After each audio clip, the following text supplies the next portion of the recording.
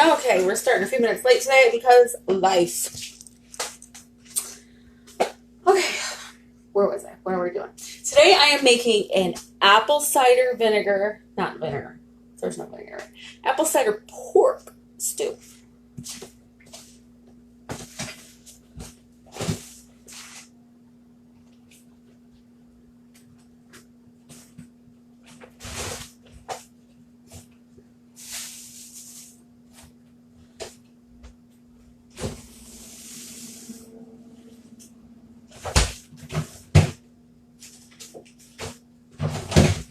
Find the pork. Forgot where I put the pork. Put the pork in a drawer where I don't normally put the pork.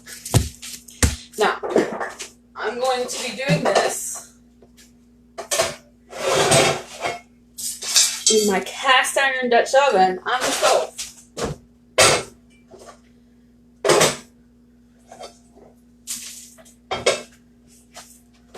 Grab some oil.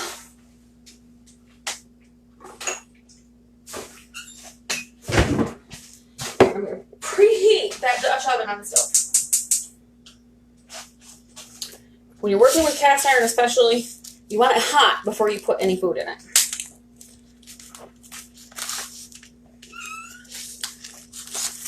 So I'm just going to open up this pork, set it aside, squirt the naughty kitties.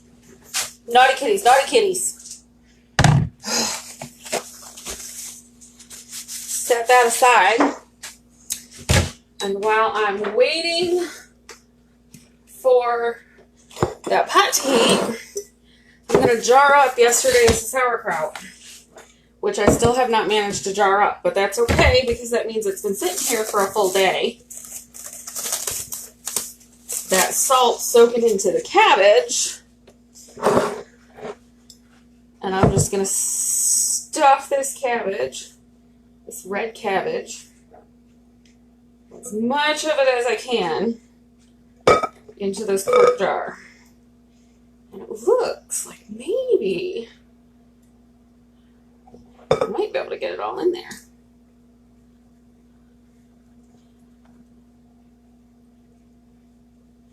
Yes, that was perfect. That small 3/4 head of red cabbage made a quart of sauerkraut.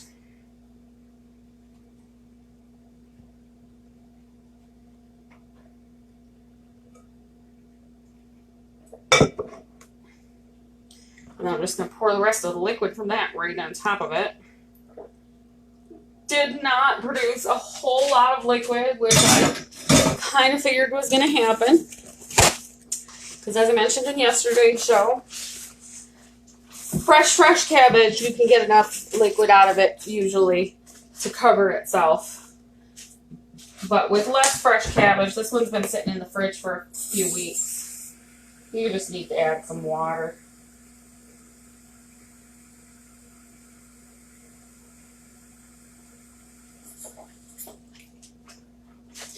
Maybe a bit more salt.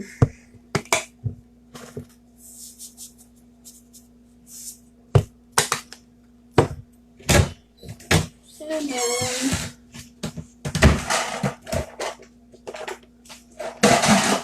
Put a lid on it.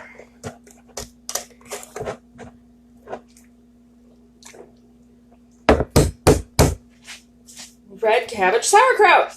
That's going to go on the counter for about 2 weeks.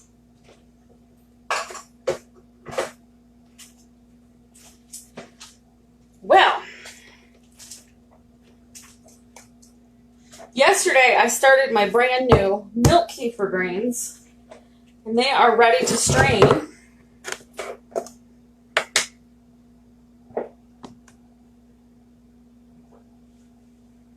And I was worried that they wouldn't get very thick because I just got them in the mail the other day, but they cultured that nice. So I am just going to strain that. Find my spatula.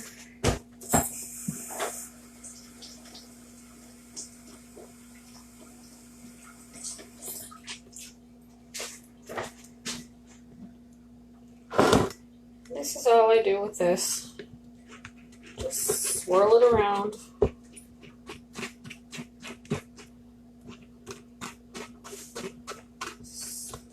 Draining it and smushing it through.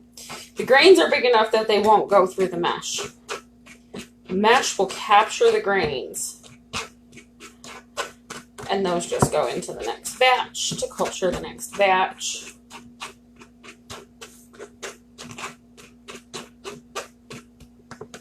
And I can smell that that pan is hot enough. So I'm going to add a little bit of oil. I'm going to toss my pork steak, my stew pork in there.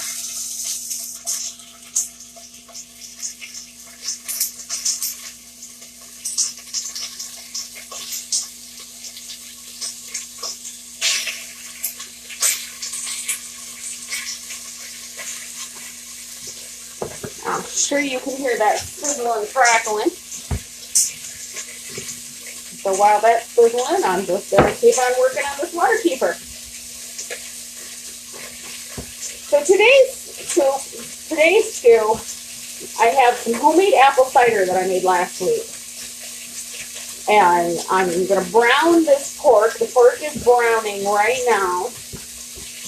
And then I'm going to add a quart of the apple cider to it. I'm going to chop up some potatoes, and I'm going to add some potatoes to it. I'm going to chop up some carrots, and I'm going to add some carrots to it. And then I'll add water to fill it the rest of the way. And I'm just going to let it sit and cook for a good hour, hour and a half. And once all the potatoes and the carrots are soft and the stew meat is cooked all the way through, I'm going to chop up an apple and add apple chunks to it. Let it cook just a little bit longer. And I'm going to have this delicious, yummy, amazing apple cider pork stew. That's going to be my dinner tonight.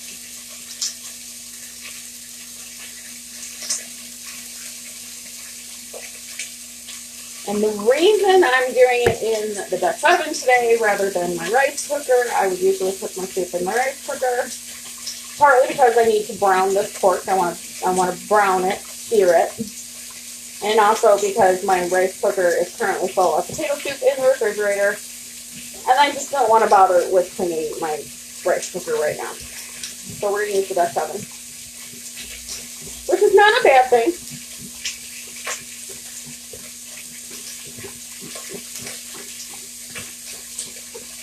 So I'm going to run over here real quick and stir this.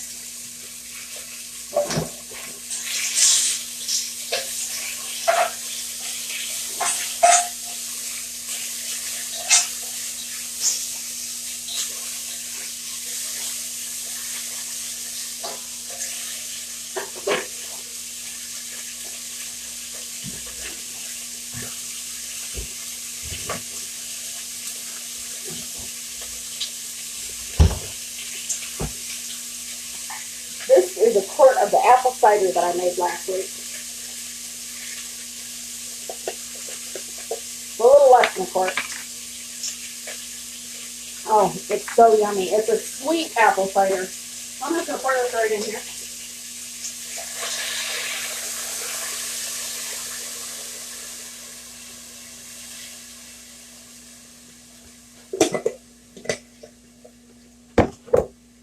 Grab a jug of water and fill it the rest of the way up.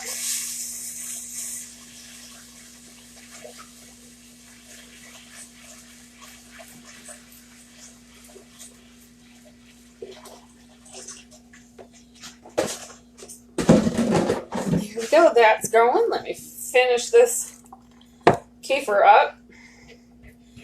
Since it thickened so nicely, the kitty cats don't get it. They're going to be so disappointed.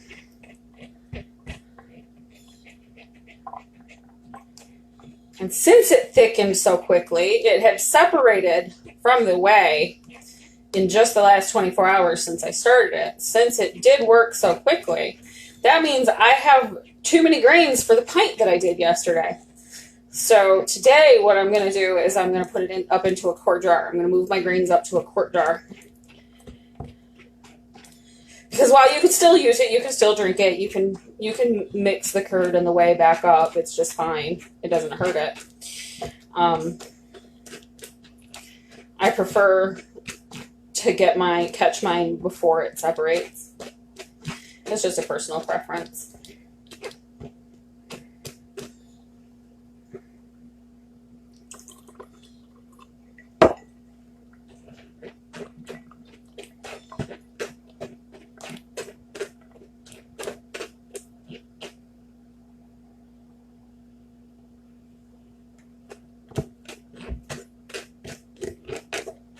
And that's it.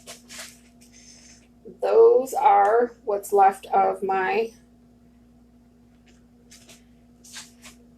water kefir grains. So I'm going to just put them back in that jar for now. I'm going to grab a different pint jar and pour this into there. I'm going to rinse this jar out real quick.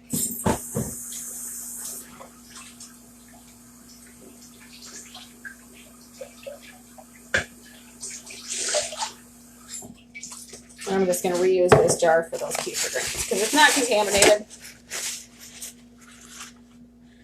The bacterial and yeast cultures in the kefir are the same from batch to batch to batch. So I'm just going to scoop those grains right into there. And as I mentioned yesterday, milk kefir is a lot like yogurt. It's not quite as thick as yogurt is.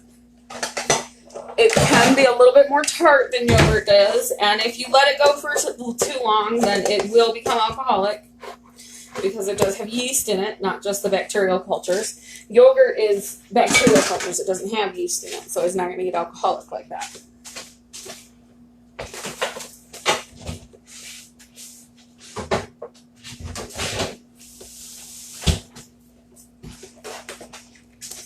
So I'm just going to pour my milk in there.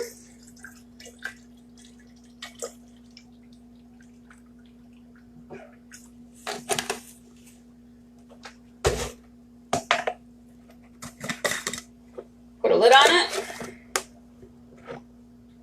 And it goes back on the counter.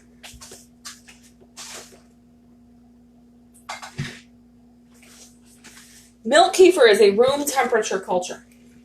Yogurt is a warmer than room temperature culture. It needs to be cultured at about 100 degrees. So you have to heat yogurt up to about 100. You have to heat the milk up to about 180 degrees when you're making yogurt, which helps to denature some of the proteins. Then you cool it down to 100 degrees and you keep it at 100 degrees. And over a 24-hour period, when you keep that at 100 degrees, you get yogurt. You don't need any special cultures for yogurt. You can just go to the store, get a quart of plain yogurt, just plain full-fat yogurt. Use a tablespoon of that as your starter culture.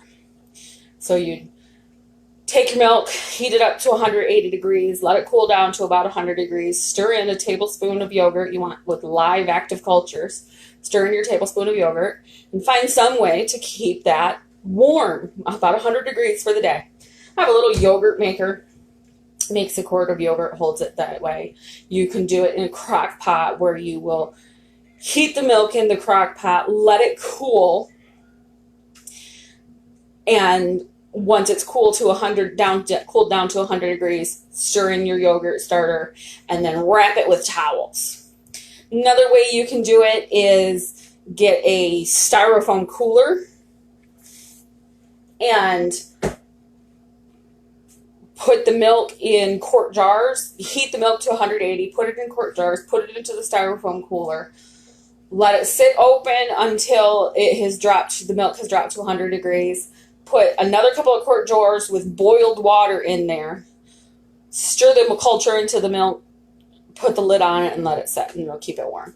But the yogurt maker is the easiest way to do it. You can get single jar yogurt makers where it holds like 6 or 7 single jars, Or like what I have, I think it was like $20 for like a 1-quart yogurt maker.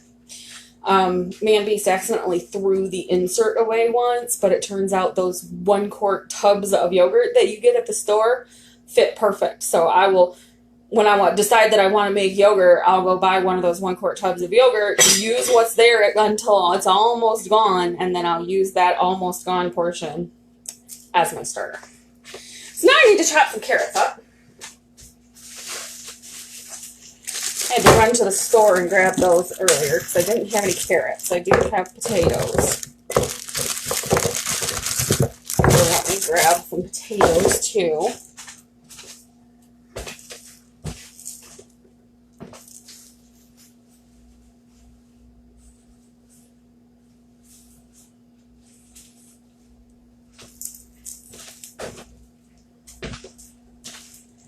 And we'll toss an onion in there.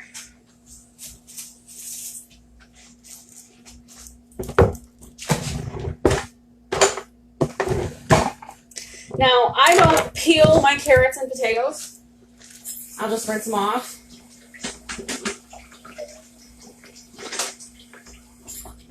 I like to leave the skins on because the skins have a lot of vitamins in them.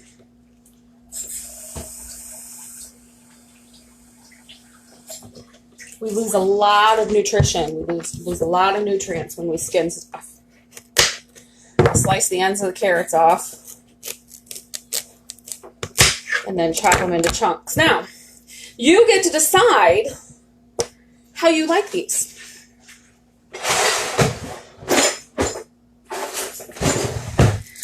Do you like your carrots in discs? Do you like bigger chunks? I think I'm going to go with slightly bigger chunks of carrot. About that big this time.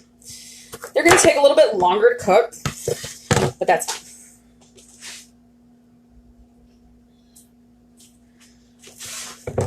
The ends of the carrots that I chop off are going to go into my perpetual stocks that I started yesterday.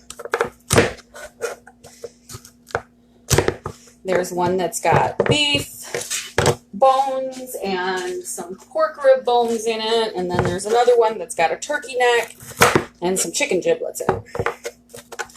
Whenever I'm cooking my soups for the day, I will take the scraps from chopped up the vegetables, the ends of carrots, the ends of celery, as long as it's not moldy. You don't want to put moldy stuff into your perpetual stews. Like, you don't want to look in the fridge and say, oh, there's those carrots that I forgot about for way too long. Let's toss those in there. No, you don't want to add anything that's gone bad to your perpetual stew. I'm just going to chop the potatoes. Again, I want big chunks for a stew. So these smaller potatoes, these red skin potatoes, I'm just going to chop into quarters.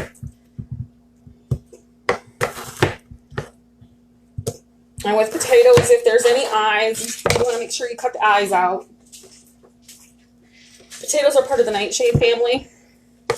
Some people have sensitivity to the nightshades. You need to pay attention to your diet. You need to pay attention. And I'm not talking about counting calories here. Fuck counting calories. Fuck reducing things unless you specifically need to because they affect your health in negative ways. And that requires paying attention to your body and to the way your body responds to what you eat. So I've been noticing lately that I'm having more and more IBS flares. And at first I thought that it was salt. So I started to cut salt back. But I kept having IBS flares. Then yesterday I made potato bacon soup. Potato soup and I added bacon to it. And I had a flare last night. So it gave me an aha. The grease from the bacon is what's setting off the flares. So I need to not be eating the greasy foods for a while. At least until the flares subside, and then I might be able to reintroduce it. But I know that because I paid attention. You got to pay attention to your body. You got to pay attention to the way your body reacts after certain foods. And don't just assume that it's whatever the pot buzz sensitivity of the moment is. Maybe you're gluten sensitive, but maybe you're sensitive to something else. Maybe it's salt giving you the problem, or maybe it's like, in my case, it was the grease. I've been eating a lot more greasy foods lately. So I'm going to set those onions aside, the scraps from the onions. Toss the skins away. And those are going to go into perpetual soups too. So I'm just going to chop this onion up. Toss that into my soup. An onion is an aromatic. That's lots of scent, lots of flavor. But here's a trick that you need to know. Don't save chopped onions.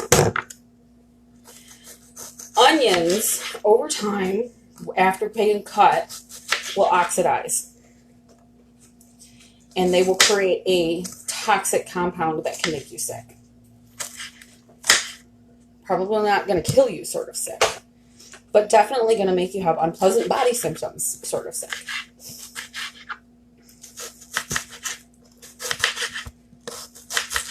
It's very interesting to me, the different ways, the different stages of food production and preparation can make things safer or more dangerous. For instance, there are some herbs that you can, oh, those onions are just, oh, making me cry. There's some herbs that you can consume them fresh, or you can consume them dry. But if you consume them in the wilty stage, they're toxic. There's some herbs that if you consume them fresh, they're fine. If you consume them dry, they're not. If you consume them dry, they're fine. If you consume them fresh, they're not. There's some plants that if you eat the berries, you're going to die, but the leaves are fine. And there's other plants that if you eat the fruit, you're going to be fine, but if you eat the leaves, you're going to get sick. Rhubarb is one of those, that if you eat the stalks, you'll be just fine. But to eat leaves have high levels of a certain toxic acid. Oxalic acid it might be. I don't know. I don't remember. I'd have to look it up again. So the leaves have too high of levels of this acid, and it's the acid that gives rhubarb its flavor. So in small amounts, it's not bad. It gives you that great flavor, but in the large amounts, the concentrations of the leaves, you're going to get sick.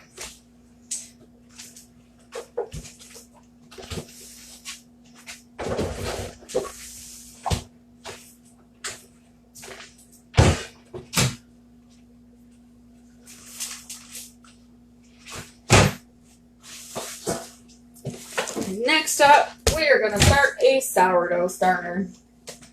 I'm just going to grab a pint jar here. I'm going to grab a 1 cup and a 1/2 cup measuring cup. And that is your ratios for starting your sourdough starter. 1 cup of flour, 1/2 cup of water. And it doesn't have to be exact, but you want it close enough.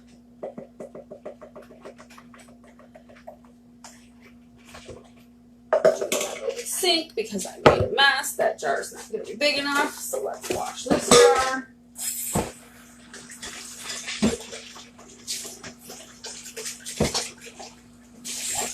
Now, you can look all over the web and find all sorts of ways to make sourdough, and it can get really confusing.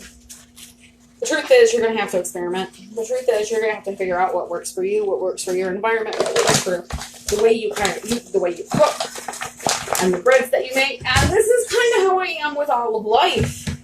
You have to be willing to experiment, and if you're not willing to experiment, then you're just going to get the same shit over and over and over again.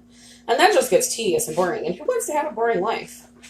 Of course, I would like a little bit less excitement than I've had in the last few weeks, but I cannot abide by boredom. Something bores me. I just can't deal with it. So 1 cup of flour.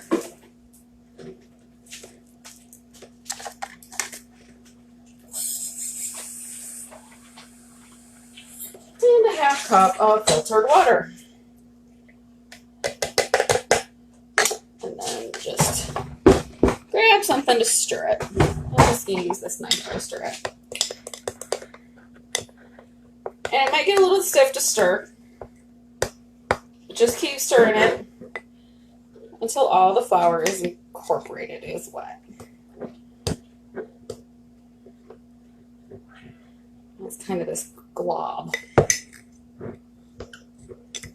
Don't add more water. It will produce its own liquid called hooch. And we're going to feed this every day. Every single day we're going to feed this. What we're going to do tomorrow is we're going to take half of this out and discard it. And then we're going to feed it with a cup of flour and a half cup of water. And we do that every single day. So I take one of my coffee filters. I have lots of coffee filters. I don't drink coffee. I use coffee filters for stuff like this. And the rubber band. We're going to pop that on there. I'm just going to stick that in there. And that's it for today. Because my back is killing me. I have done a lot of walking the last couple of days, including today, and whew, I am feeling it. I will have the recipe for the apple cider pork stew up soon. And tomorrow we'll be feeding the sourdough starter, straining the water kefir. I'm not going to strain my water kefir today. I want to let it go another day. I want it bubble. I want a little bit more bubbly. We're going to strain the water kefir, and we'll end up straining the milk kefir again. And tomorrow I will probably start a no-knead dough, so you can see how to start that. That's it for today. Bye-bye.